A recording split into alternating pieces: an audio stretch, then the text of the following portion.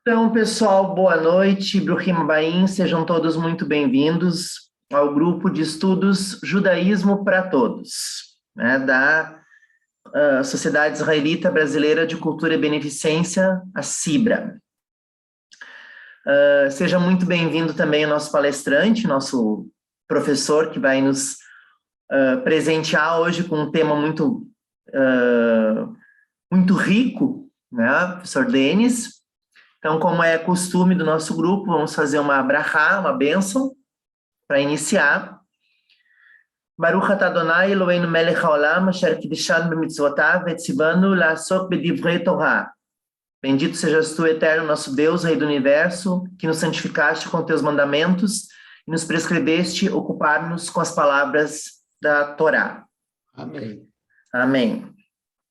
O encontro de hoje, então, vai ser trabalhado pelo nosso professor Denis Cota, cujo tema, né, eu acho extremamente instigante, né? Luz para o mundo, o cultivo da espiritualidade judaica para uma existência saudável. O professor Denis, ele é psicólogo, né, com orientação psicanalítica fromiana, mestre e doutorando em ciências da religião, e é integrante do grupo de pesquisa Religião e Cultura da PUC de Minas. Então, que tenhamos um excelente encontro, uma excelente aula, né? E, posteriormente, a gente abre para perguntas e para o debate, enfim, né? Então, com a palavra, professor Denis. Olá, boa noite a todos. Shalom. É uma grande alegria, eu quero cumprimentar a todos, agradecer a todos e todas pela presença. Para mim é uma alegria muito grande poder trazer para vocês um pouquinho, né, do que eu já tenho me debruçado sobre a espiritualidade judaica.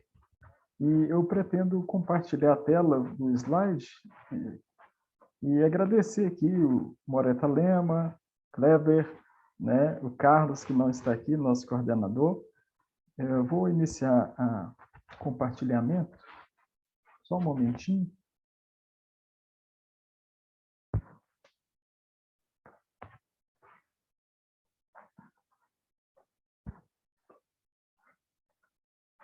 Eu preciso só de um ok, Kleber. Se está tudo ok? Vocês estão conseguindo ver a apresentação? A apresentação não, mas a tua tela eu estou vendo. Eu estou vendo o teu... a janela do... Não, eu acho que tu compartilhou a parte do teu arquivo só. Ah, sim. Só um momentinho.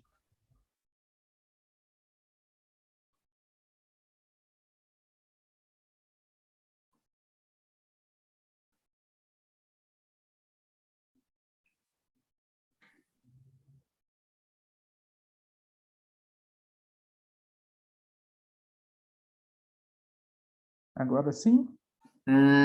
Agora sim. Ah, obrigado. Ainda tomo um pouco de atenção aqui.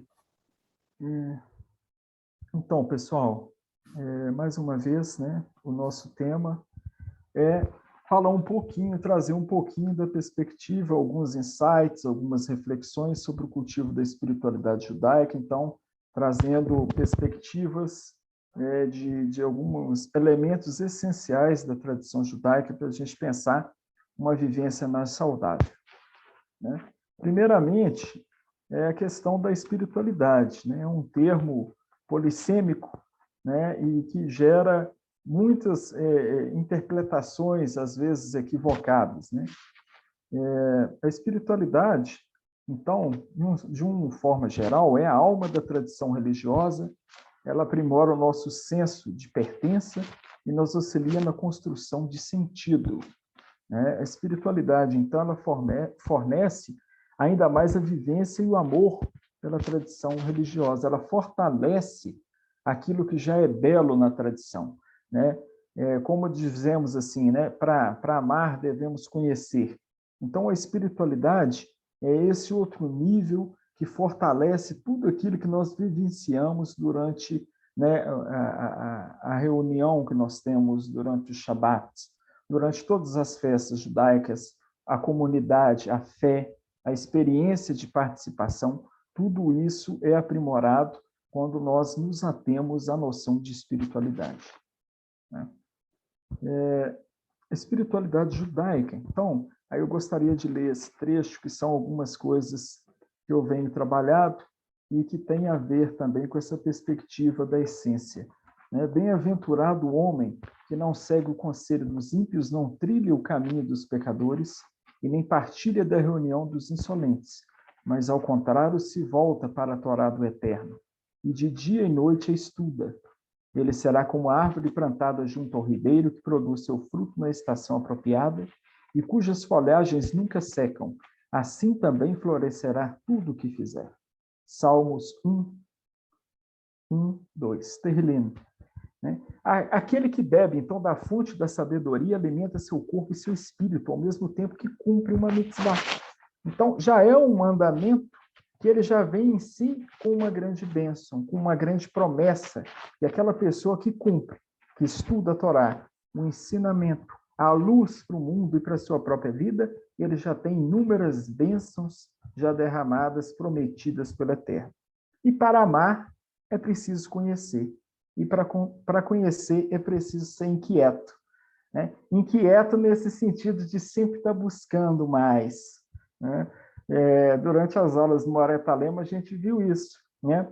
O Carlos, né, do nosso coordenador também, a perspectiva de várias interpretações. Essa é uma das riquezas do judaísmo. Nossos sábios, né, no Talmud nós vemos isso, né? Os rabinos, né, falando, eu concordo com isso, aquela parte não. E a gente vê aquele diálogo que vão chegando, cada um com a sua perspectiva, cada um com a sua sabedoria, e que um não nega a outro. Isso é a beleza do judaísmo, essa pluralidade de ideias também, e que é a essência da espiritualidade, né? Conhecimento e conexão com o eterno. O amor, e não podemos deixar de falar dele, não é uma paixão, né? Não é algo passageiro, é uma atitude. O amor genuíno não é egoísta, sua essência, então, é altruísta. Por isso, nossos sábios dizem, fale sempre da Torá, para que sua vida seja iluminada.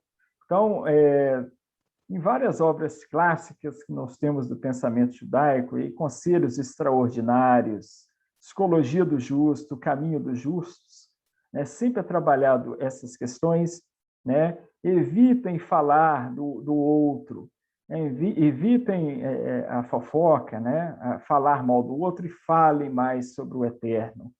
Fale sobre a Torá, ilumine a vida do outro. Isso é sempre uma das essências do judaísmo, dos nossos mestres espirituais, né? Evitem as más companhias, procurem pessoas que você possa se iluminar, que você possa alimentar a sua centelha divina, né? Cada qual com a sua perspectiva. Então, nossos sábios nos trazem aspectos de suma importância, então, para o cultivo da nossa espiritualidade.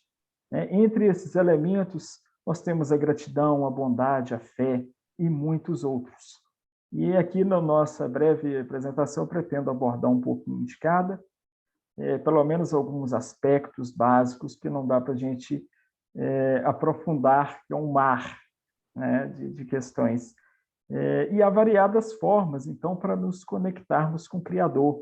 Cada um de nós deve analisar qual desses caminhos nos auxiliam nesse processo. O judaísmo é um manancial de espiritualidade, né, em suas várias ramificações, tradições místicas e correntes, cada qual com seu colorido que é próprio da vida, né, pois a diversidade é uma das características das obras de Hashem. O aprimoramento dos elementos como o amor, a gratidão, devem ser trabalhados em nós, trabalhados, né, e tratados em nosso interior, na raiz de nossa personalidade. Quanto mais as pessoas são afastadas do eterno, né, quando elas estão afastadas, elas possuem, né, possuem tudo que o dinheiro pode oferecer, e ainda assim se sentem tristes, frustradas e sem sentido para viver. Em muitos casos nós vemos isso, né, pessoas que estão distantes, né, tanto da tradição quanto do caminho que nos leva até o eterno, que nos conduz à sabedoria, essas pessoas conseguem elevados graus de status social, né, ele consegue tudo aquilo que o mundo pode oferecer. E quando ele consegue tudo aquilo material que ele pode ter, né, que ele fala, agora regozijará a minha alma, e ele, pelo contrário, se sente um grande vazio. E aí, lembrando que o judaísmo não prega a pobreza. O judaísmo, a pobreza é o contrário, é um pecado. A questão é a sabedoria, né? A sabedoria que nossos sábios instruem. Qual que é o sentido que você quer ter posses? Abraão, primeiro Abraham, Avinu, o primeiro patriarca, é um homem próspero. E com a sua prosperidade, abençoou várias pessoas, pôde hospedar as pessoas com a sua generosidade, né? Enfim, livre-arbítrio. E aí nós entramos numa outra perspectiva judaica. O que leva tantas pessoas, então, em nossos tempos, né, ainda mais nesse tempo de caos que a gente vive, a cometerem atos destrutivos contra os outros, contra si mesmo? Apesar da resposta ser complexa, devido a variados fatores, podemos citar o afastamento dos preceitos da Torá. O Eterno deseja que todos escolham o caminho da vida. E nós temos o trecho aí de Devarim. Vês que pus diante de ti, hoje, a vida e o bem, a morte e o mal. Devarim 30, 15. Então, é a primeira perspectiva ali, já com Caim e Abel, né?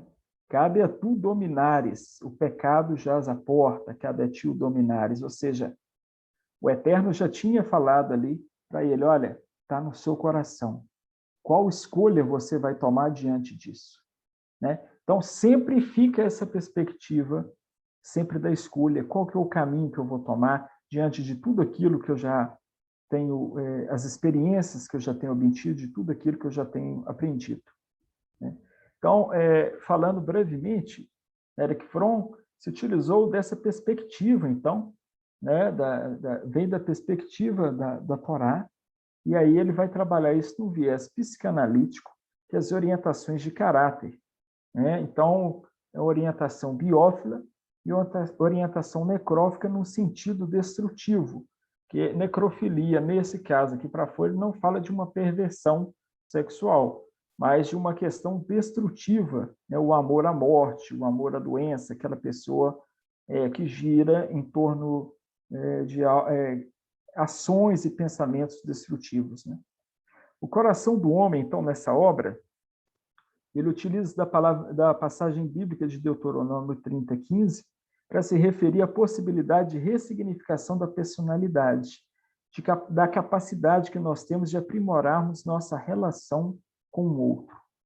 Então, ele bebe da fonte judaica, da tradição da Torá, e ressignifica essa sabedoria para um viés da psicanálise. A Torá, então, o perigo, né, dessas questões aí que nos acometem.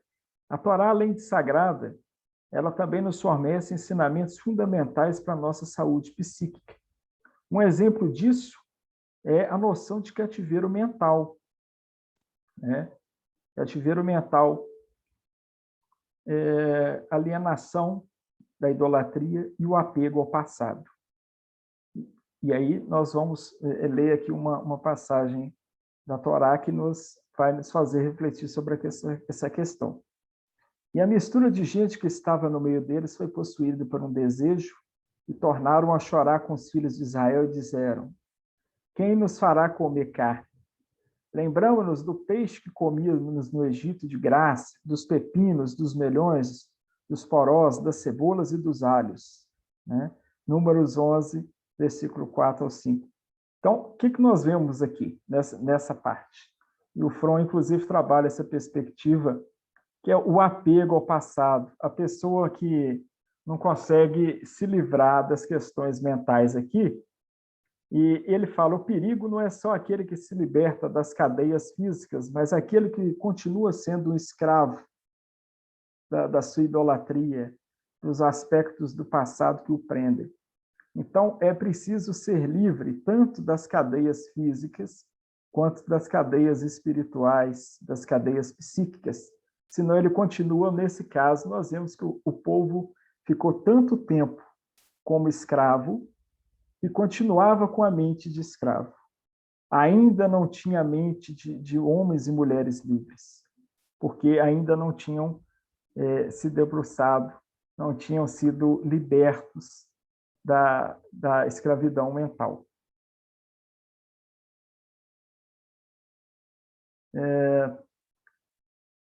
Só ajeitar aqui. A passagem, né, da Torá, do Taná, citada anteriormente, nos recorda das reclamações dos filhos de Israel.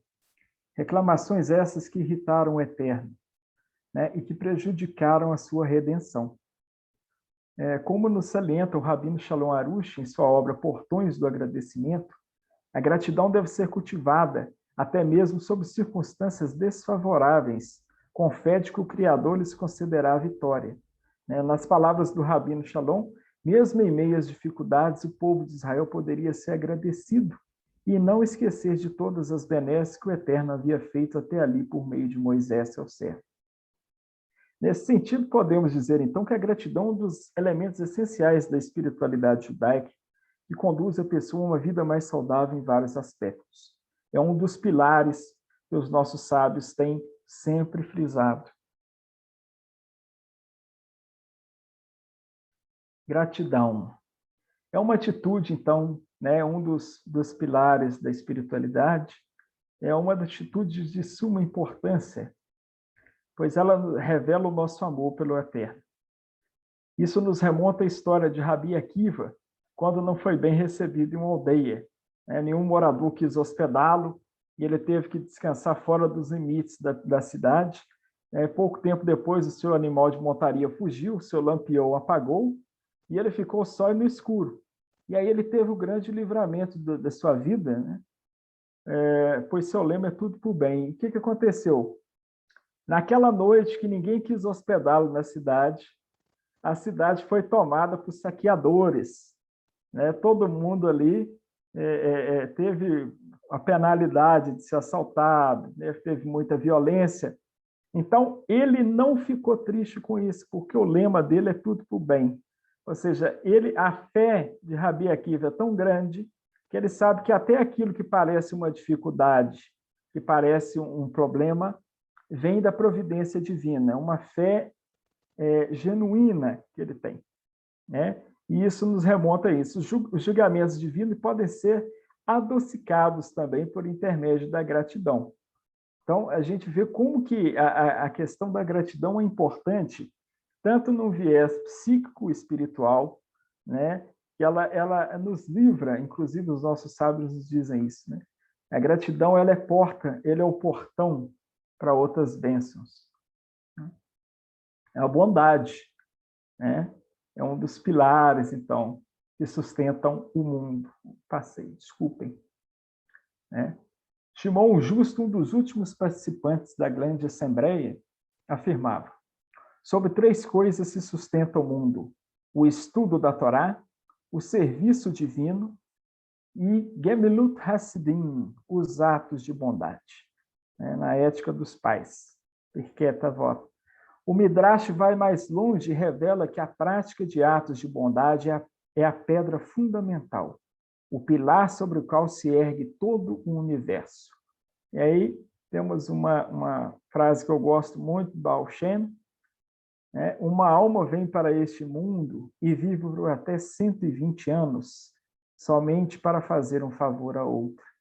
Eu acho isso muito bonito, né, quando a gente pensa a essência espiritual que contém nessa frase. Justiça social. Que muitos dos nossos sábios falam que tzedakah é a caridade, mas a grande parte dos rabinos, dos nossos sábios, falam que ela está mais associada à justiça social, sendo uma das máximas, então, da ética judaica e da tradição, né?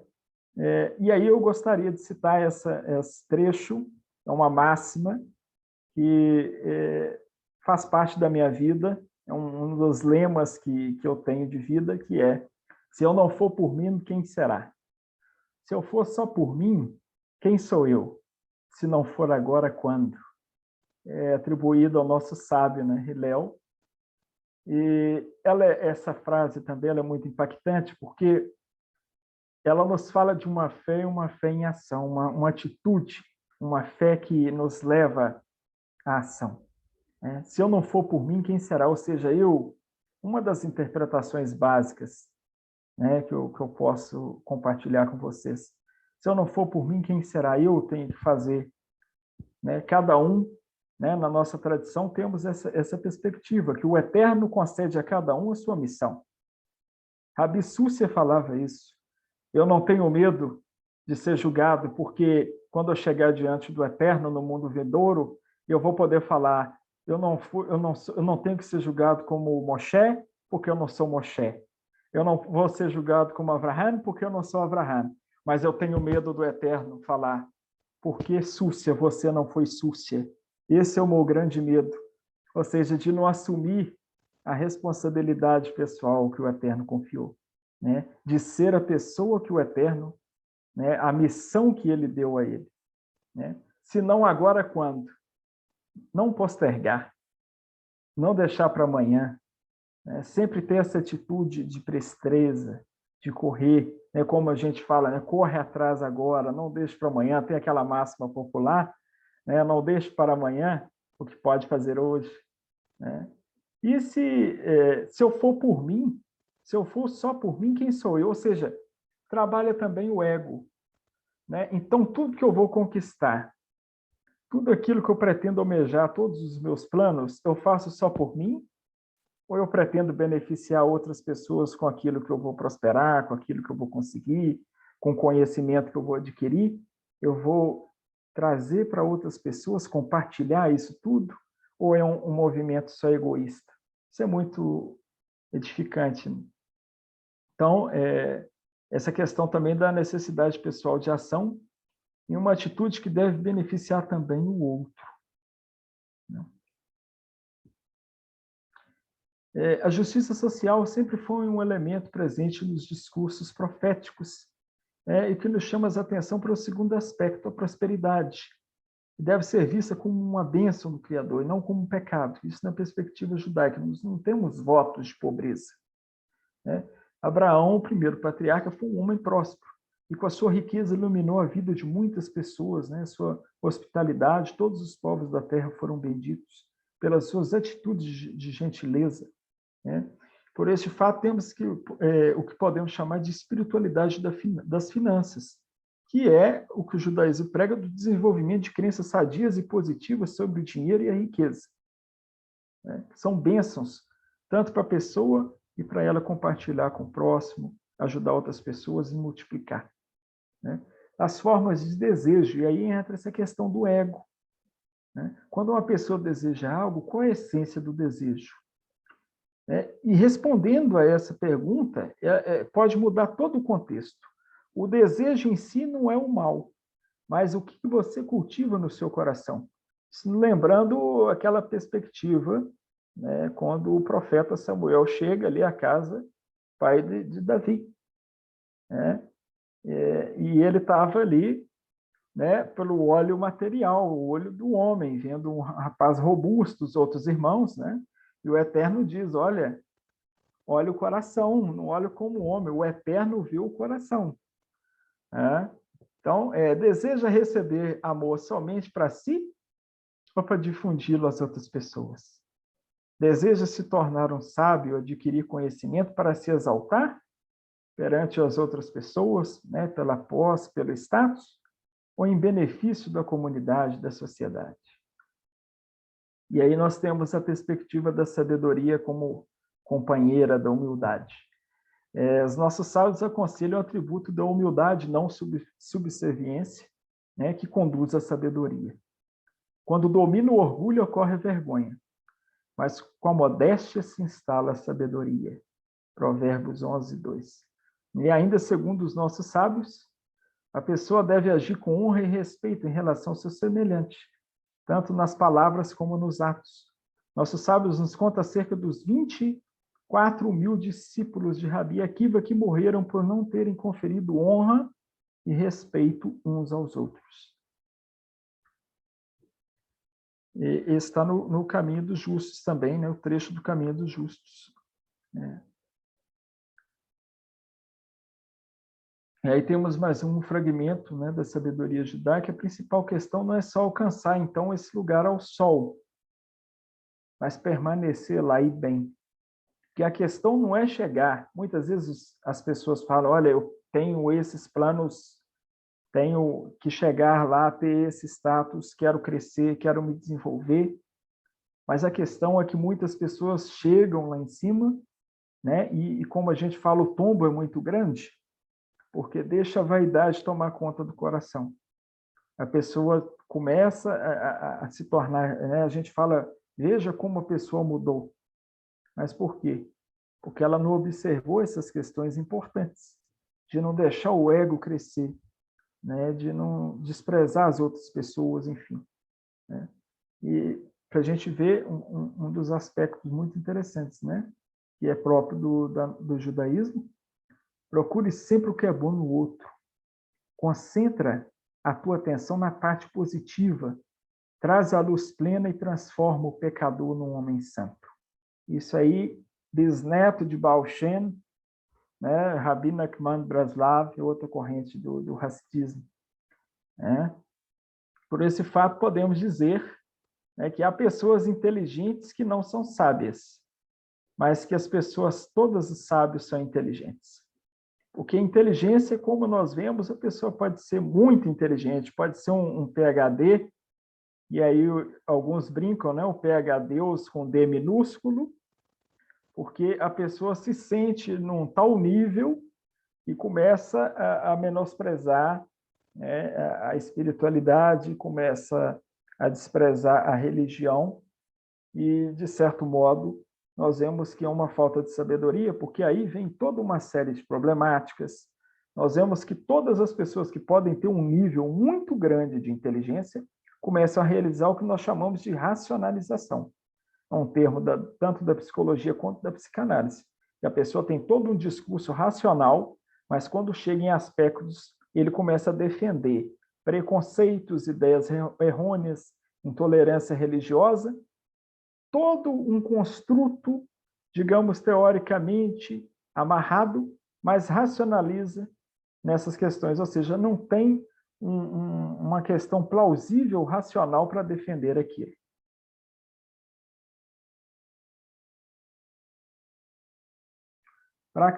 A praxis judaica, então, é um outro aspecto. Né? O judaísmo não se pauta por uma tradição de crença, mas por uma tradição, sobretudo, de atitude. Não é baseada em uma fé morta, uma crença desprovida de sentido. Ela é uma fé caracterizada pela atitude. Né? E tem um conto racídico muito interessante também, que eu acho até certo modo engraçado quando a gente conta isso na academia, que vai falar sobre um jovem discípulo que percorre uma grande jornada para encontrar com um sábio, né, judeu, e quando ele volta para a cidadezinha dele, para a pequena aldeia, todo mundo vai correndo e fala, olha, e aí, você conseguiu aprender com ele os segredos da Kabbalah? Você foi iluminado pelos segredos da Torá? E aí ele responde, né? Eu não fui ao Magid Mesrit para aprender dele a Torá, mas para observar como ele amarra os cordões de seus sapatos. É maravilhoso, porque todo mundo, eu imagino o olhar de todo mundo vendo a resposta dele, né? Como assim amarrar os cordões de sapato? Tanta coisa para você aprender. É justamente isso, porque, né, nós temos aí uma tradição milenar, os nossos sábios vêm sempre falando isso. Olha, tem gente que bate no peito, tem gente que se vangloria e não é isso. É as nossas atitudes, a fala desprovida de uma atitude conduzente a uma fala morta. E isso não agrada o Eterno, porque são os que vivem, são os vivos que te louvam, ó Eterno. A pessoa que tem esse tipo de pensamento, ele já morreu e não sabe.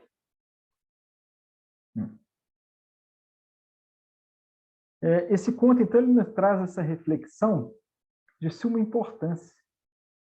Não é o que falamos que traz a mudança ao mundo, mas as nossas ações. A nossa racionalidade nos torna seres únicos na criação. Contudo, os nossos sábios nos advertem que a verdadeira sabedoria advém de nossas atitudes para com o mundo que nos rodeia. Treina a criança a trilhar o caminho pelo qual deve seguir. E assim, quando crescer, dele não se apartará. Isso é sabedoria dos nossos provérbios, aí, sabedoria de Salomão. E o que isso nos diz? A forma de caminhar já é uma ação. Por isso, a ênfase judaica da indissociabilidade da palavra e da atitude é uma das essências também da espiritualidade judaica. Porque a questão da criança, isso trabalhando também a questão da educação, desde a educação familiar até a educação no meio acadêmico, nós sempre reiteramos isso, que não adianta o professor, o rabino, o mestre, ele falar de amor, falar de compaixão, solidariedade, de gentileza, se ele não traz aquilo. Se ele, no contato com as pessoas, ele não cultiva aquilo. Se ele fala da tradição, se ele fala do eterno, sem alegria, sem brilho nos olhos, ele não consegue levar ninguém, não consegue levar a mensagem. E é pela forma, e o judaísmo dá uma ênfase muito grande nisso, é pela forma que nós tratamos o outro, que nós vamos, então, refletir o que nós chamamos da imitatio Dei, imitação do eterno. Então, a fé, um outro aspecto muito importante da tradição judaica, da espiritualidade, a certeza na incerteza. É um elemento primordial, e na etimologia hebraica é o significado de firmeza, de certeza. E, ao mesmo tempo, é um paradoxo, pois é a certeza no incerto. A fé genuína, a fé autêntica, é fundamentada pela experiência e pela atividade produtiva, emocional e intelectual da própria pessoa. Então, ele vai amar o judaísmo, ele vai vir para o judaísmo, ele vai ouvir dos nossos sábios, mas a experiência dele de fé, ela não pode ser uma fé heterônoma, uma fé baseada no outro. Ela tem que ser uma fé autônoma, uma fé que a pessoa desenvolve a partir de sua própria experiência. Então, ela não é uma fé passiva e vazia. Ela é caracterizada pelo nosso pensamento e também pela nossa ação, como nós vemos no próximo exemplo, que é o salto de fé, um conto do Midrash, Nachshon ben Abinadab, o livro da tribo de Yehudá. Ele não pensou duas vezes, então, é aquele conto muito bonito ali do Midrash, que ele pula no mar. Eu acho isso muito bonito, a linguagem simbólica do conto. Ele pula no mar, salto de fé. É uma confiança no eterno. E aí ele conta, nos conta, que os outros judeus confiavam no eterno, seguiram, continuavam adiante, embora a água lhes chegasse ao pescoço. Isso é do trecho do Midrash. E o eterno disse: sua grande emuná em mim será recompensada. Ordenou a Moisés que estendesse a mão. Toda a água recuou, abrindo um caminho por entre as águas que formavam paredes altas dos dois lados. Então o restante dos judeus cruzou pelo meio do mar sobre a terra firme. É muito bonito porque nos fala sobre a questão da fé, e uma fé pautada também na atitude. E aí nós temos também a alegria, que é um dos aspectos de suma importância para a perspectiva judaica, e eu não podia deixar de falar mais uma vez. Eu peço até perdão se estou falando demais, mas no Hassidismo é uma das questões que eu tenho trabalhado também, tenho me dedicado, fundado ali, difundido pelo querido Rabino Israel Ben Eliezer, mais conhecido como Baal Shem, o mestre do bom nome. E o lema do Hassidismo: serve ao eterno com alegria. Salmo 100, versículo 2. Então, servir o Eterno sem alegria do coração é visto pelo racidismo, então, como um pecado, um indício de doença espiritual, né? A alegria ela deve ser vista como uma chama que traz claridade, dissipando a escuridão e que, ao mesmo tempo, nos aproxima do Eterno. Vocês vão notar que essa figura que eu coloquei, essa pintura, é a que está atrás de mim no quadro. É um quadro que eu pedi a um amigo meu, ele é judeu e fez para mim, e eu fiquei muito feliz. Eu falei, olha, eu quero que você retrate, então, Baal Shem, e toda essa questão do Baal Shem, eu tenho muita identificação com o Baal Shem, pela questão que ele traz toda também do racidismo, essa questão de estar interligado com o todo. Né? Vocês podem ver que tem os animais ali, é uma harmonia que se cria com a natureza, e aí nós temos a questão da meditação racídica, né? Temos todo um aspecto com a natureza. Rabino Súcia também, que, né, nós temos os relatos que ele saía dando louvores ao Eterno e cantando alegremente pelos bosques, e as pessoas que não o conheciam falavam, esse homem parece um louco, né? Ele sai gritando e rindo no meio da floresta, que alegria que esse homem tem, ele é tão... Né, porque ele tinha as roupas muito simples, se trajava de forma simples, e em muitos casos as pessoas pensavam que Rabino Súcia era até um mendigo. Várias vezes ele foi confundido com Rabino, e ele era um dos discípulos do Maguid, né, que nós vimos anteriormente. Um exemplo que merece ser destacado, então, na questão da alegria como uma essência, né, da espiritualidade, é o do rei Davi, que dançou alegremente quando conduziu o retorno da arca do Eterno em Jerusalém. E aí, Mical, né, ela não gostou da alegria dele, tanto que ela não pôde ter filhos também em decorrência disso, né? Porque o Eterno se alegrou, né? O Eterno gostou da alegria de Davi, como que ele conduzia, e a gente, né, durante 2 Samuel, a gente vê isso, como que foi, né, a casa que foi abençoada enquanto ficou lá, né? Nós vemos ali a questão de todo essa responsabilidade, esse senso de Davi para trazer a arca, né, para Jerusalém. E a alegria que falamos, então, esse tipo de alegria, não é um sentimento passageiro, mas uma atitude para com a vida que se une à gratidão. Por isso podemos dizer que uma pessoa tem alegria de viver. Muitas pessoas discordam e eu não tiro razão, porque cada um tem sua perspectiva, e é bom que seja assim. A pessoa pode dizer e falar, Denis, mas ninguém é alegre o tempo todo. Nós temos tristeza, nós somos aplacados por doenças, no nosso tempo, né, temos pandemia, temos perdas, sofrimento, né? Mas esse tipo de alegria é aquela alegria de viver. Não é aquela alegria passageira.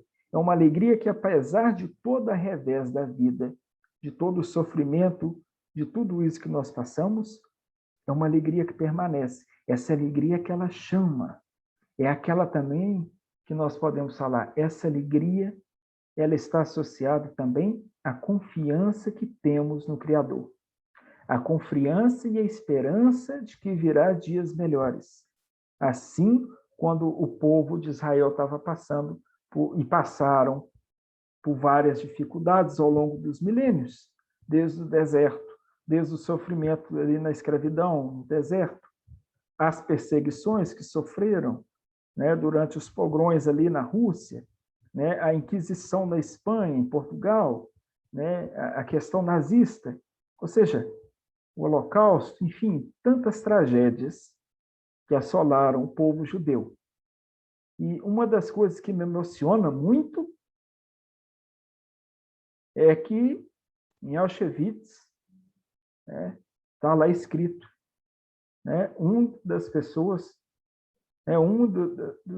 das pessoas que estavam lá, né, recitando Shema Israel e em fé. Não perderam a fé mesmo indo para a morte, para a câmara de gás. Então, como que explica isso, se não pelo viés da espiritualidade, de uma fé verdadeira? Sabe? A pessoa está vendo a morte e não perde a fé no eterno. Isso, sabe? Eu sei que o sol brilha, né? A frase é linda. Assim como o sol brilha, e eu sinto o seu calor, né? Eu também sinto a presença do eterno.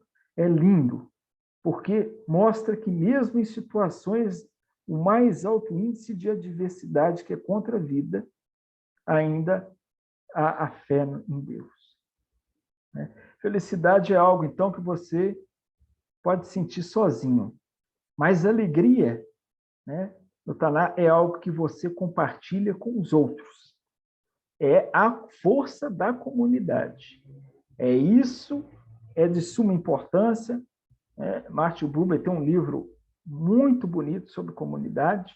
Então, né, nós vemos que o valor da experiência em comunidade que vivifica a fé, que vivifica a espiritualidade e que dá mais força, né? Então, nós vemos na perspectiva, na história judaica, o fator da comunidade, como que ela é importante para a disseminação dos valores judaicos. Mesmo em diáspora, nós vemos como que o valor dos preceitos da Torá, da ética judaica, né, a tese, inclusive, de Erich Fromm, foi sobre isso, né? Como que a questão da ética judaica fez os valores judaicos permanecerem mesmo em diáspora, em situações adversas.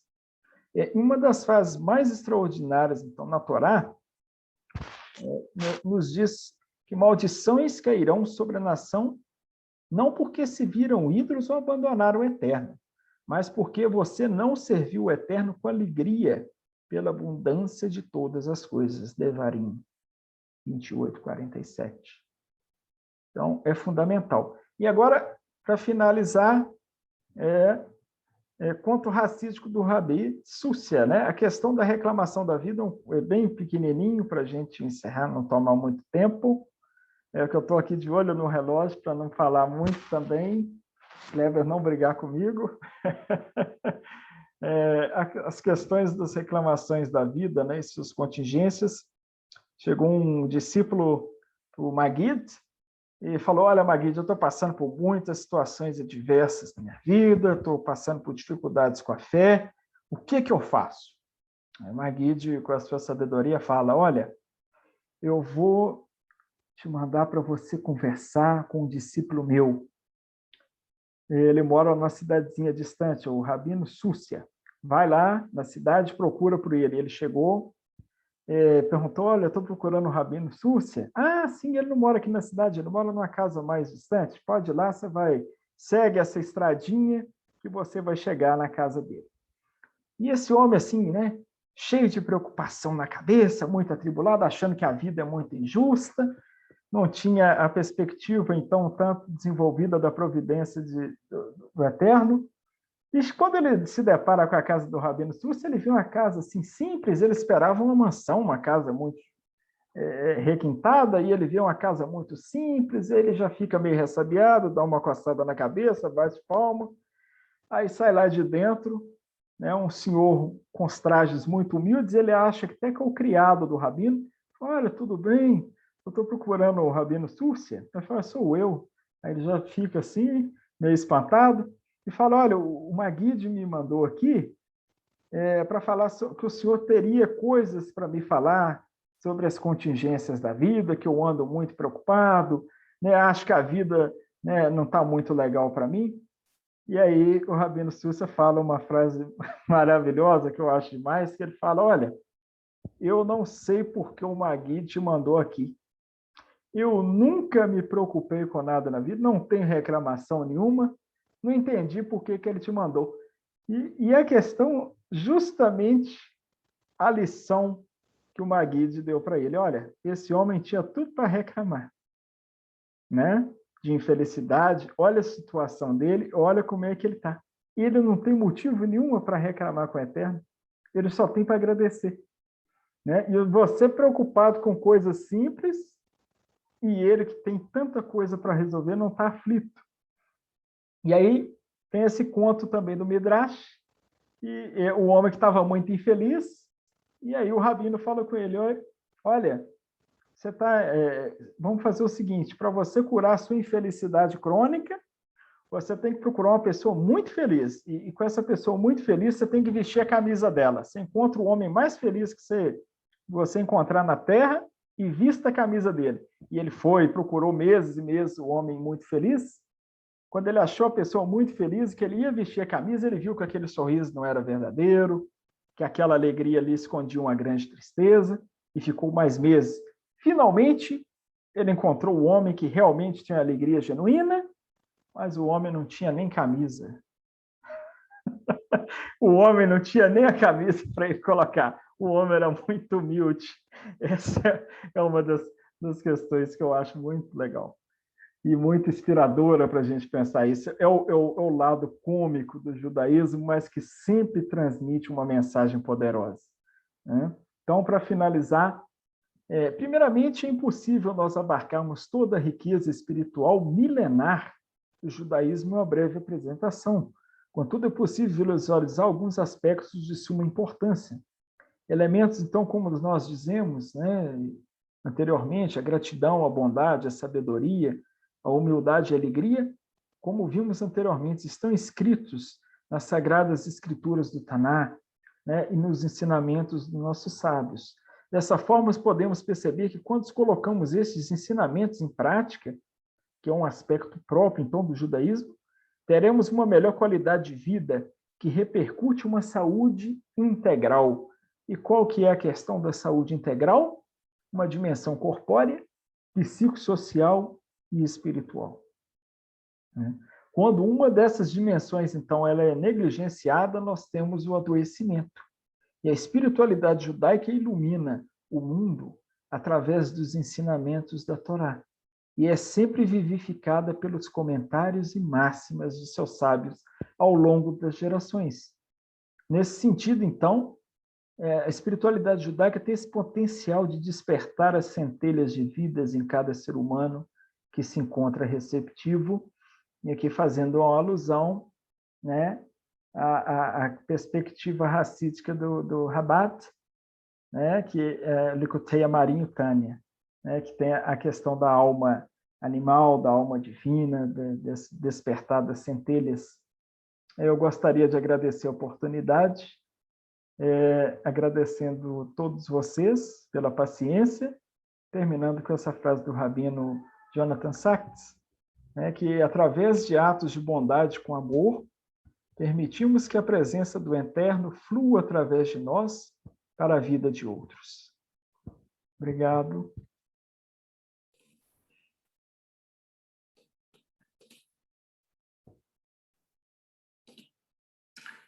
Muito bem, Denis. Parabéns pela tua exposição, parabéns pela excelente reflexão, né, que fez a gente desenvolver com essa apresentação. E cada vez mais eu me apaixono, né, pelo judaísmo, nessa perspectiva mesmo, né, da praxis judaica e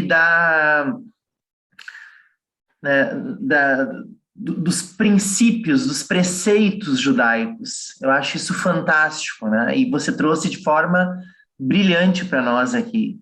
E realmente daria para a gente ficar muito, muito, muito tempo conversando sobre isso, né? Porque não é à toa que nós temos muitos sábios, né?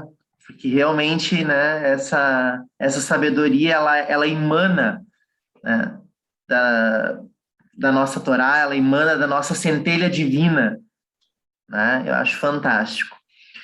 E eu gostaria, então, de abrir, o Talema já está levantando a mão ali, mas eu vou abrir, então, para, posteriormente, quem quiser falar, fazer um comentário ou ter alguma pergunta, fique à vontade. Bom, em primeiro lugar, eu gostaria de te agradecer, Denis, essa performance maravilhosa que tu tem e que tu teve com essa palestra tão iluminadora. Eu acho que tu é uma bênção para esse grupo. Eu acho que o simples fato de tu estar presente, de estar nos transmitindo esse conhecimento incorporado, né? Como tu diz, sabedoria, conhecimento é uma coisa, sabedoria é outra. Então, tu incorporou esse conhecimento e tu consegue transmitir isso com alegria. E isso, para nós, é uma bênção. Então, o simples fato de tu estar presente nesse grupo, para nós, já valeu a pena ter organizado esse grupo de estudos, estar em contato com o teu conhecimento e com a tua emoção positiva, com a tua alegria de viver, né? Então, fico muito feliz, estou muito emocionado com a tua palestra.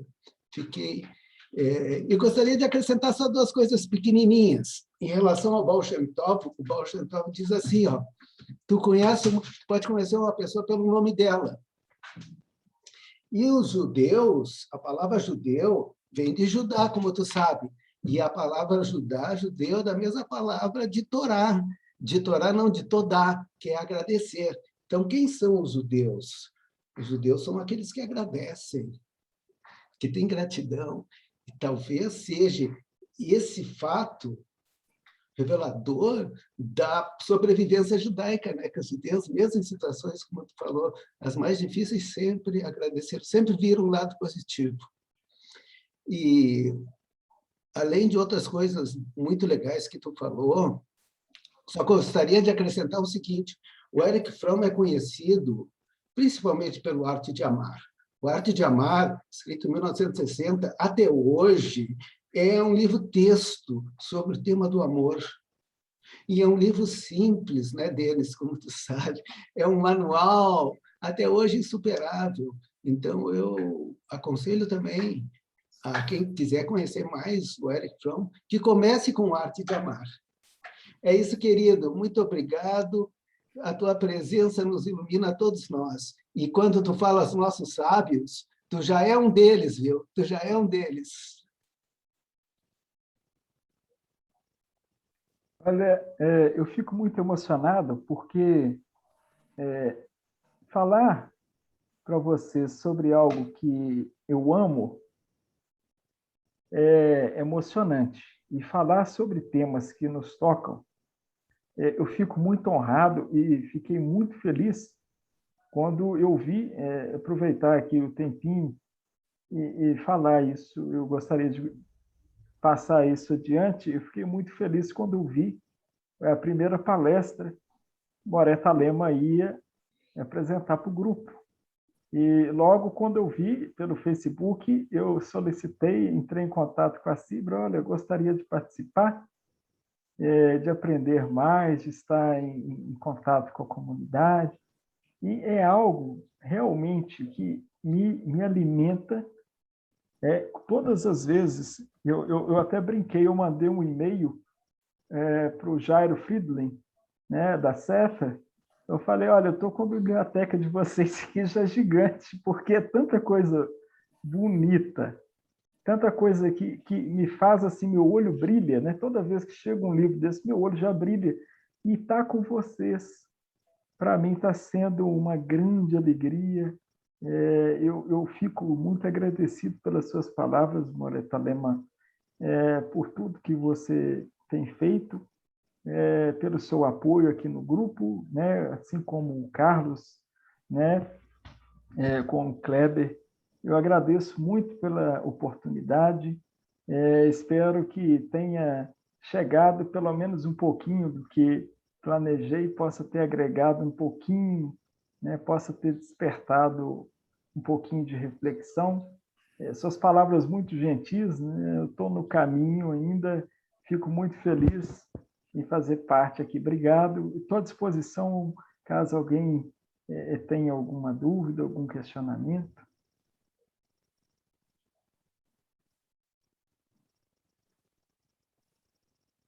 Pessoal, podem, por favor, se manifestar. Kátia, pode falar.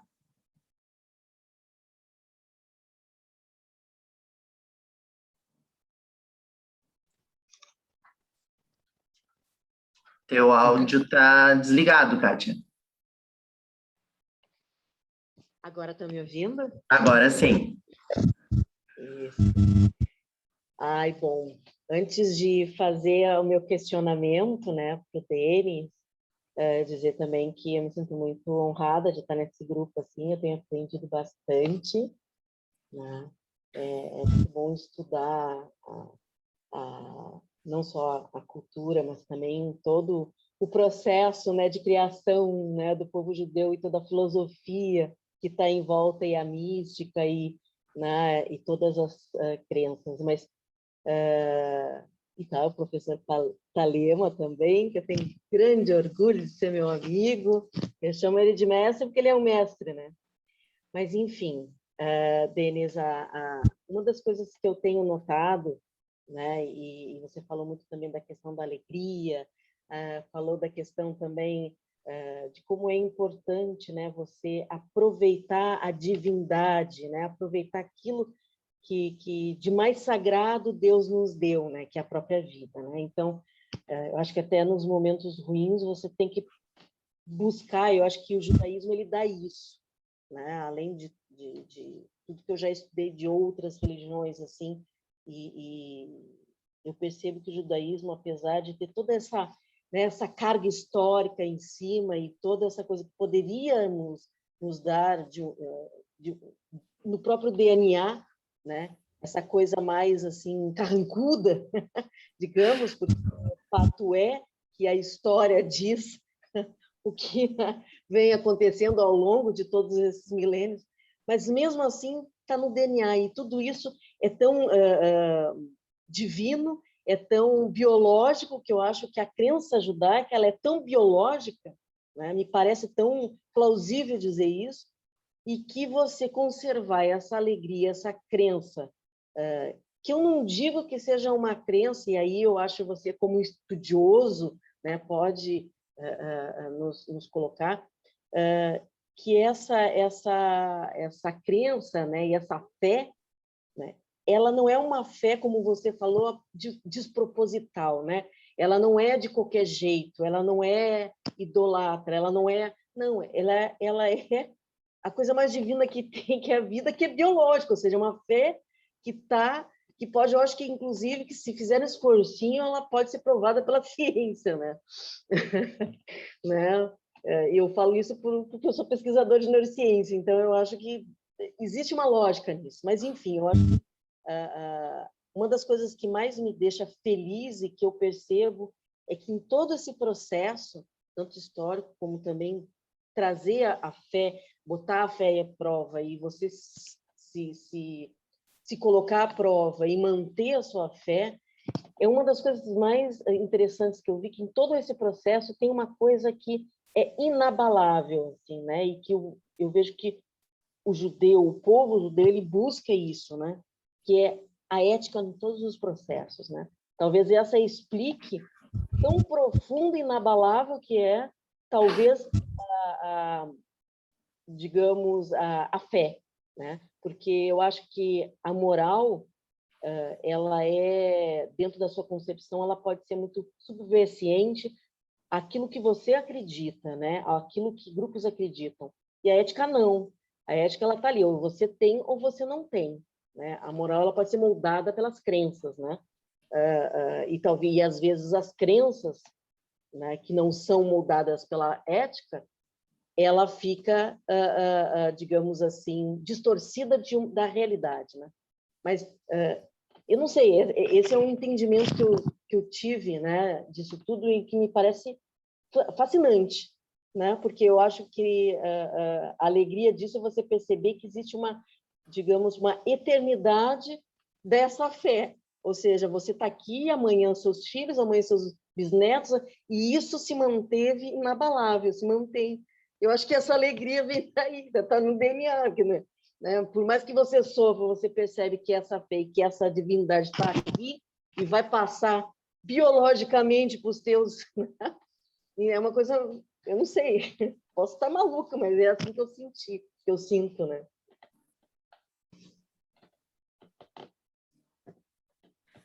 Kátia, muito obrigado pelos seus comentários. eu também percebo essa questão da ética, ela é indissociável do judaísmo. Quando nós falamos em ética e falamos de judaísmo, nós estamos falando em perspectivas que não podem ser separadas. O grande filósofo Levinas, né, já trabalhava a questão da ética, né, a face do outro, né? Enfim, vários teóricos, Martin Buber, eu e tu, já tem toda uma questão ali também, né? Spinoza, né, a questão da ética. Então, nós vimos que essa questão dos mandamentos da Halahá, né, que foram magistralmente também trabalhados por Ramban, né, que aí nós temos todos ali o destrinchamento, falando de modo mais arcaico, né, de todas as ramificações de desdobramentos da lei, né? Então, tem uma questão muito interessante, que é uma máxima também judaica, que fala, olha, é uma coisa meio cômica, mas que tem o seu fundo espiritual, né? Sua ênfase, porque o judaísmo tem uma coisa muito bonita, que eu gosto muito dos contos, dessa parte, porque o ser humano, né, nós vemos que essa perspectiva dos contos é algo que chama a atenção da maioria das pessoas. Então, o ser humano ele já tem essa tendência para o conto, né, desde criança, mas o adulto também ele gosta de uma boa história, né, tanto que nós temos aí a sétima arte, que não nos deixa mentir, nós temos os livros, né, mais variados contos. Mas a máxima nos diz isso. Quando eu chegar diante do Eterno, a minha preocupação não será: você comeu carne suína? Você manteve sua barba? Não.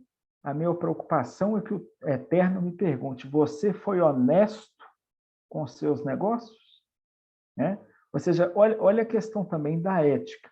Você foi uma pessoa honesta? Você seguiu os preceitos da Torá, né, de acordo com a ética dos negócios? Você teve essa sabedoria para gerir né, os seus negócios ali? Foi próspero, né, de forma lícita? Então, você vê, né, tem toda essa perspectiva cômica, mas que sempre tem sua mensagem fundamentalmente espiritual. Né? O Rabi Zalman, lá da Alemanha, no período, foi um dos grandes ali mestres de Erich Fromm, chegou para ele, e ele não usava barba.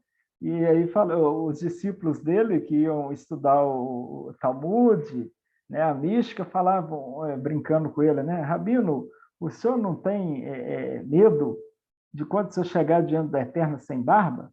Aí ele, muito bem-humorado, né, já respondeu da seguinte forma: olha, o meu medo não é esse, não, porque ele, né, o Eterno pode chegar para mim e falar assim: olha, judeu, onde está a tua barba?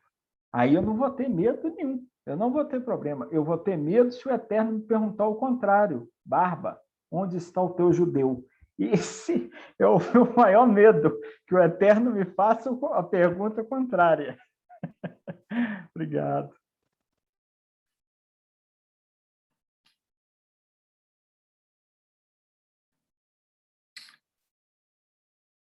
Marilene. Oi, eu queria cumprimentar o Denis, foi excelente, e assim, querendo mais, assim, querendo até um contato, que sabe, de e-mail, ou de onde a gente possa seguir ele, e conhecer outros trabalhos dele. Eu sou psicóloga, gosto da área espiritualista, e gostei muito mesmo. Então, fiquei querendo mais. Não sei, o que tu poderia compartilhar conosco, assim?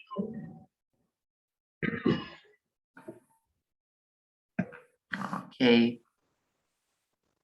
Marilene, para mim é uma grande alegria, né? A gente, como diz o Moreta Lema, uma das coisas que para mim também é muito especial, é esse contato que a gente tem após os nossos encontros, né?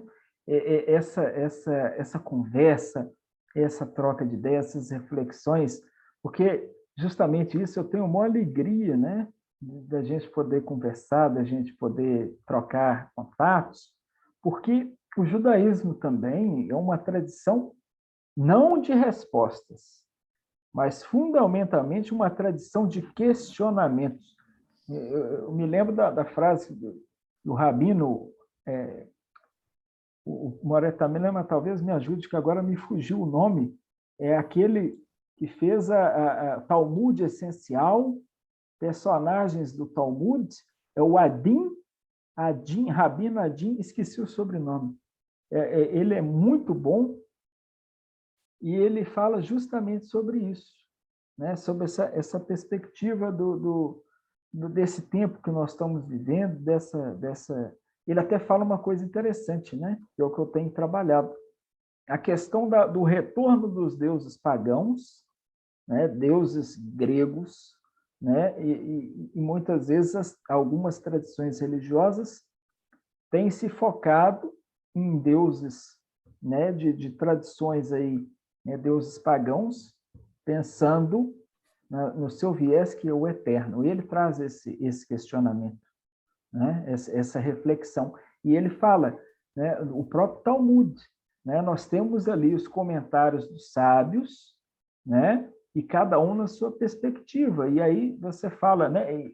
Inclusive na época de Rabi Akiva, né? Temos a perspectiva que Rabi Akiva ele era um homem que, pela sua humildade, conquistou muitos discípulos, né? Mas os discípulos, de certo modo, não seguiram aquela perspectiva de Rabi Akiva, né? E temos também Hillel, né? E Shammai, que eram duas escolas diferentes, né? Se eu estiver errado, Moreira Lema, me corrija, né? Hillel e Shammai, Rabi Shammai. E aí fala, olha, seja humilde como o Rabi Hillel, e não exaltado como Shammai, né? E aí não tinha uma escola certa e uma errada, mas prevaleceu a de Hillel, né? De acordo com os nossos sábios. É a mesma coisa que aconteceu com o Baal Shem Tov, né? Depois daquela confusão toda, aquele desmoronamento que foi o Sabbatai Tzvi, né? O falso Messias, tivemos toda aquela questão, né? Dos judeus já ficaram temerosos. Será que esse homem vai acontecer a mesma coisa? Há perseguições lá na Rússia, na Polônia, né, os pogroms, e aí já ficaram assim. Aí tinha um grupo que era contra o racidismo, e depois agora o racidismo, né, foi implementado, né, nas ramificações aí, né, gerais do judaísmo. Tem até a questão de conte um conto do Baal Shem Tov no Shabat, é sempre uma coisa boa, né? Já tem essa cultura já, né? Obrigado. Estou falando demais, perdoa, viu, Kleber? Não, faz parte e está sendo muito, muito proveitoso. Não sei se o Rodrigo queria falar, mas ele escreveu aqui no chat, para quem está acompanhando, ele botou aqui: vivemos um tempo de tanta idolatria e engano que a única saída é correr e encontrar a luz no Taná através do judaísmo. Que Hashem nos guie sempre. Né? Muito obrigado, Rodrigo.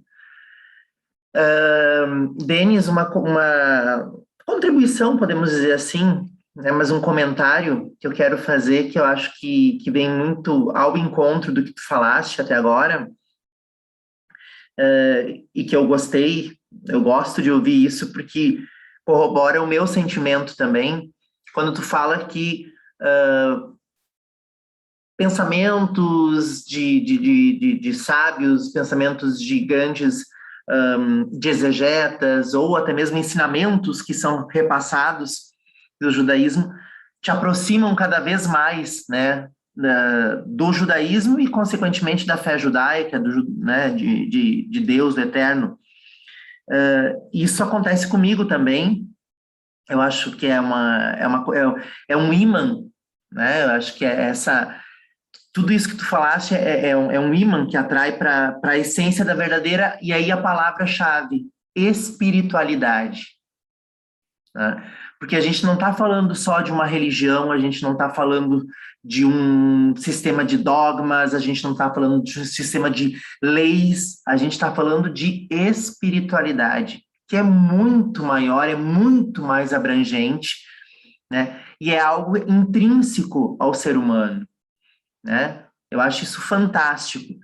E uma das coisas que eu aprendi, e que tem tudo a ver com o que tu falou hoje, quando eu estava fazendo o meu processo de conversão, é que eu tinha, né, um professor, um Moré, né, que eu gosto muito, Moré Hilton, ele falou para mim o seguinte: para tu entender o judaísmo, né, entender como é que é ser um judeu, você tem que aprender a olhar o mundo como um judeu.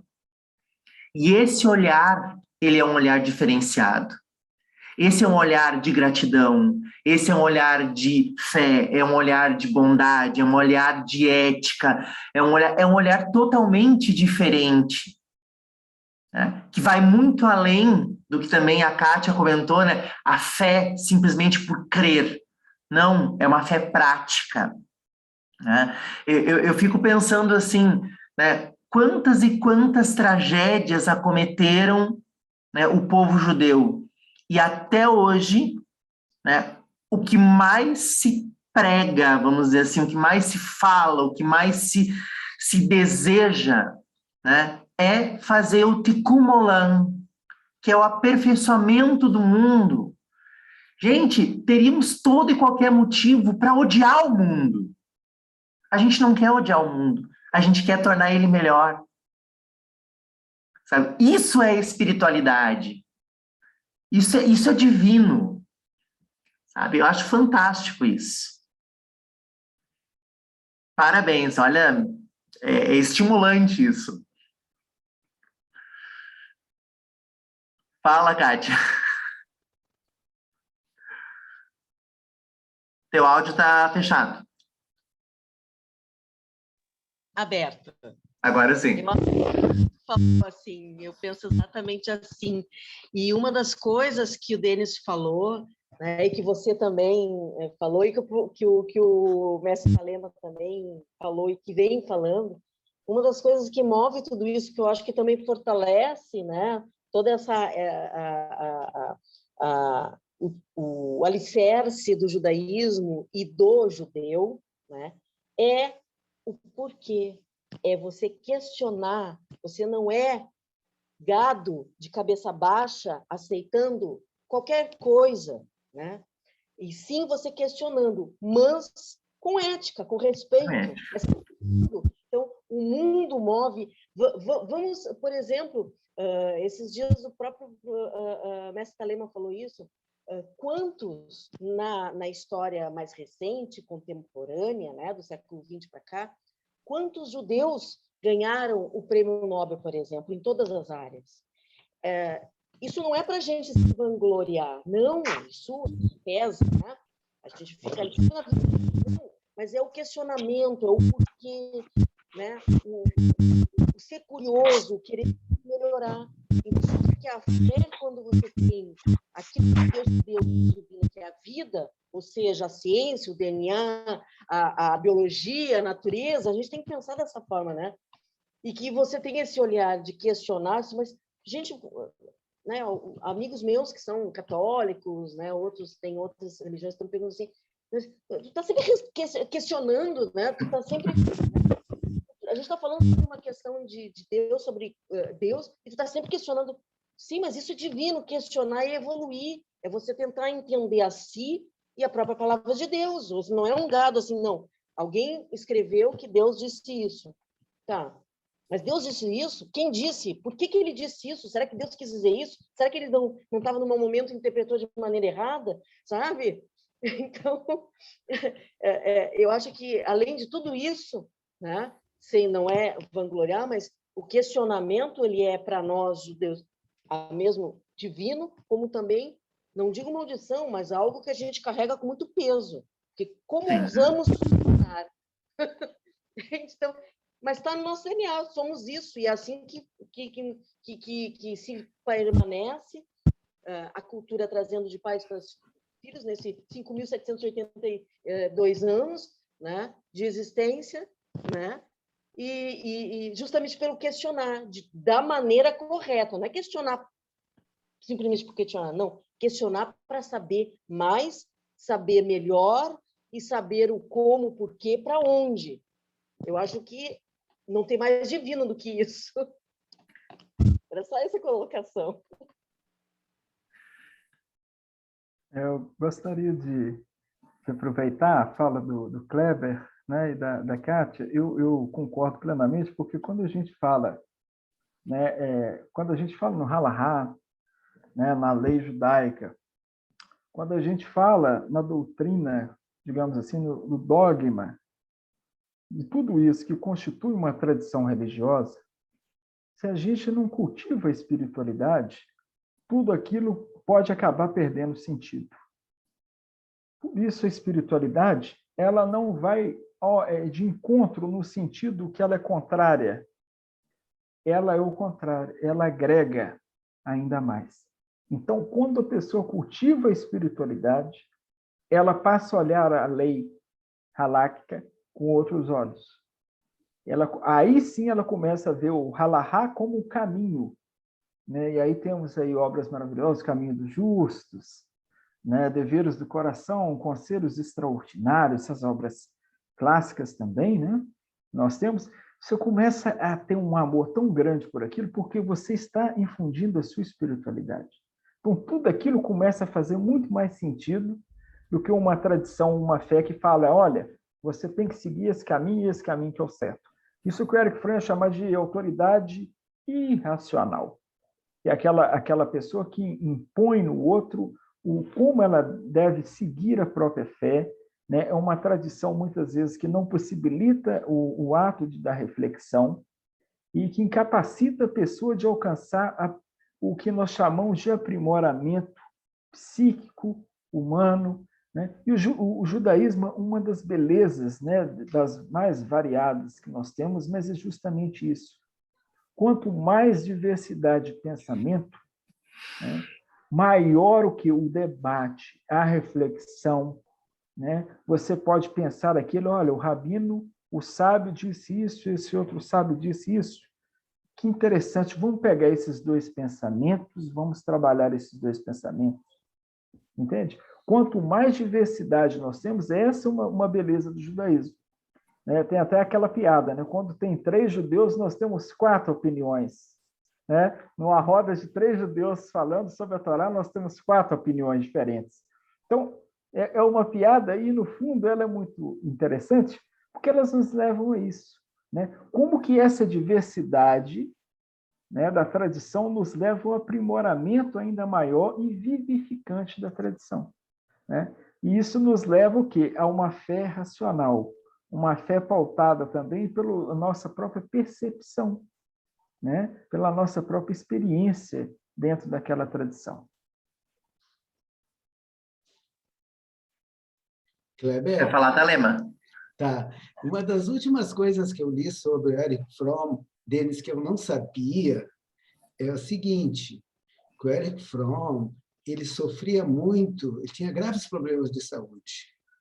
E grande parte da literatura que ele escreveu, dos livros que ele escreveu nos leitos de hospitais, nos sanatórios, onde ele estava se restabelecendo. Então, apesar dos graves problemas de saúde pulmonar que ele tinha um grave problema pulmonar, no leito dos hospitais, ele transformava essa experiência negativa em sabedoria, em contribuição, em positividade. Isso eu não sabia. Então, eu fiquei pasmo, né? Porque eu pensei que ele escrevia esses livros assim, como um grande guru adorado pelos seus alunos em diferentes lugares do mundo. Não, ele estava em leitos de hospitais escrevendo a sua obra. Verdade. Bom, mais alguém gostaria de se manifestar? A gente está quase chegando no nosso horário. Se tem mais alguém...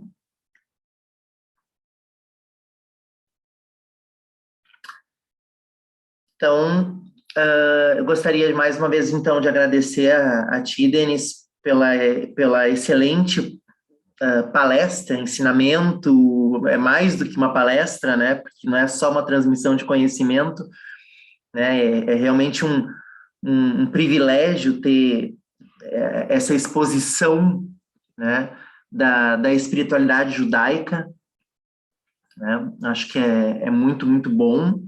E eu gosto também sempre de colocar, né, só para fazer um fechamento, o que tu falaste todo o tempo, e que tanto o Thalema quanto a Kátia, né, quanto eu mesmo já comentei, essa diversidade, essa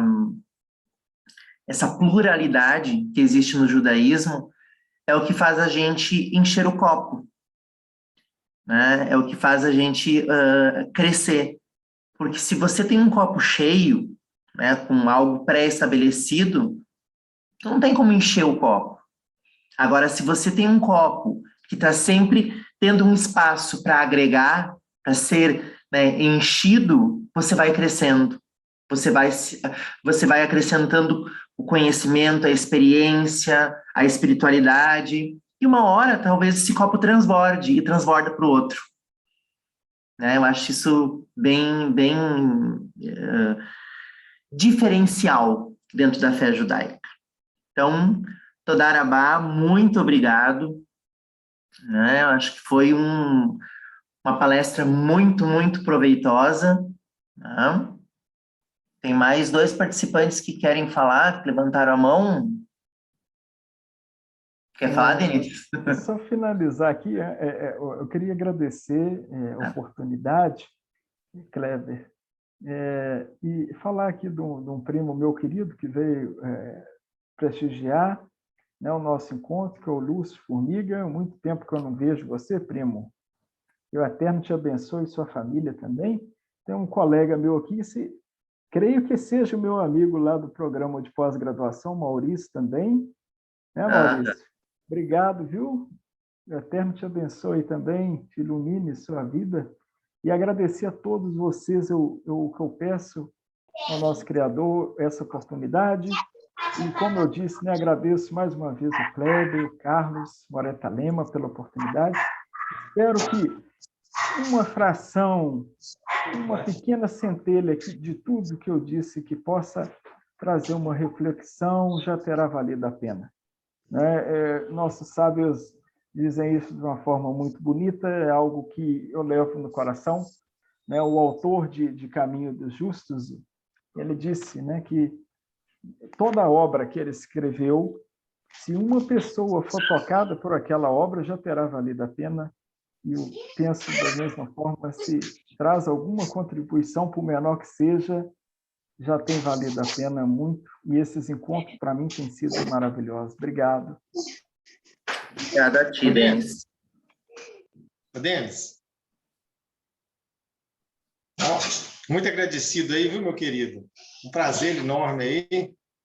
Ganhei o dia hoje. Um abraço a todos vocês aí. Deus abençoe a cada um de vocês. Amém. Bom, vamos à parte, então, do encerramento.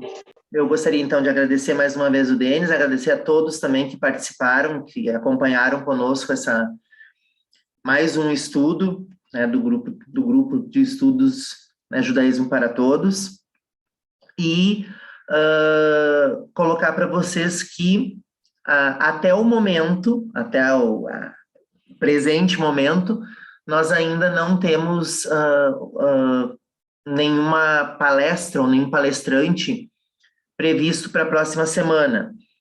Então, a gente vai deixar em aberto, tá? Porque como o Carlos não está aqui, eu conversei com a Simone também, que faz parte da Comissão de Educação Judaica, da CIBRA.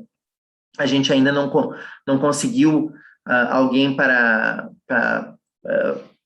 né, trazer um tema novo. A gente vai deixar em aberto, mas caso a gente não consiga, né, provavelmente na outra semana teremos nosso encontro. E se caso a gente consiga um palestrante, né, até o final da semana, vocês receberão pelo newsletter da Cibra, quem recebe, e por WhatsApp no grupo, né, a informação. Então, fiquem atentos que se tiver encontro, vocês serão comunicados, e se não tiver, a gente também vai mandar uma mensagem dizendo a próxima data do encontro. Tá? Eu não posso esquecer de desejar, antes de encerrar para todos, né, Hag Sameach, né? Estamos em festa de Sukkot, então Hag Sameach, e fazer então a nossa brachá de encerramento, né? Baruch atah. Kleber, desculpe. Eu só queria convidar a Gladys e o José Blumenthal para a semana que vem, já que a Gladys perguntou como é que se faz o PowerPoint. Eu acabei de ler o livro do José Blumenthal, O Guri da Rua Esperança. E é um livro maravilhoso, é um livro que conta a história da Cibra, é um livro que tem muitos detalhes fantásticos, e eu gostaria muito que vocês falassem um pouquinho desse livro, compartilhassem com as pessoas que não leram o livro, que não tiveram acesso ao livro, um pouco da história da Cibra, da história da família Blumenthal, que é tão bonita, né? Quero, inclusive, saber se a mãe do José Blumenthal continua fazendo aquelas torta alemã. Não é mais viva. Pois é, Gladys, mas tu é herdeira. Eu acho que o José vai entrar em contato com vocês, ele está preparando uma palestra sobre antissemitismo, mas não é para já, ele está em fase de elaboração. Combinei com o Carlos. Ele combinou com o Carlos para... Parece que é o próximo. Para a semana que vem já? Bom, vocês aguardem, porque ele ainda está... precisamos elaborar ele precisa elaborar o PowerPoint. Bom, segundo que o meu marido entrou aqui, disse que ele falou com o Carlos, talvez já para a semana que vem. E a ideia para falar sobre o guri da Rua Esperança, vocês têm que perguntar para ele direto, tá? Eu só sou a esposa do guri. Tá bom? Então, acho assim que seria bom, Kleber e Thalema, vocês contactarem o José, porque ele disse que já combinou com o Carlos. Não sei quando é que volta o Carlos. Eu acho que semana que vem ele está de volta já. Tá. Como eu como professora de didática, eu acho que ele ainda precisa, talvez fosse melhor daqui a 2 semanas, em vez de já semana que vem, mas ele que vai decidir. Tá, okay. Mas ficamos no aguardo. Tem toda a preparação dos PowerPoints, etc., do PowerPoint, tá? Tá, ok. Tchau. Então, vamos fazer a brachá de encerramento. Baruch atah Adonai, amelamed Torá leamo Israel. Bendito és tu, Adonai, que ensina a tua Torá ao teu povo Israel. Amém. Amém. E Hag Sameach, bom resto de semana, e vamos então combinar para próximo encontro. Prazer enorme ter estado com todos vocês. Tchau. Tchau.